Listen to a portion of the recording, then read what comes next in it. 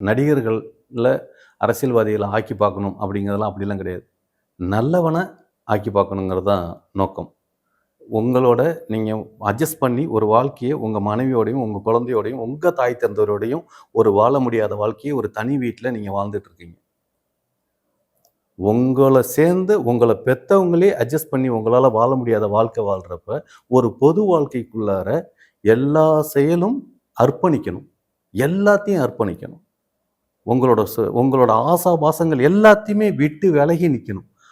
உங்க புரியுதுங்களா? இப்படி இருக்கிற ஒரு விஜய் எப்படி அவங்க பனையூர்னு ஒரு டெரிட்டரி இருக்கு. அதுக்குள்ளார ஒரு தலைமைச் செயலகம் இருக்கு. அதுக்குள்ளார வாழ்ந்துக்கலாம் முதலமைச்சரா. இதுக்குள்ளார வெளியில வர்றப்ப அதுக்கு பதில் சொல்லணும் இல்லையா? கரெக்ட். ஆமா. அவங்க இதுவரைக்கும் நம்ம கத்தி படத்துல பேசின டயலாக்க பார்த்து நம்ம கை தட்டியிருக்கோம். அப்ப நீ மேடையில பேசுற, ஒரு பேப்பர் வச்சு பேசுற. கத்தியில பார்த்து கை தட்டின நானு, உனக்கு இப்ப நான் கைத்தட்ட முடியல.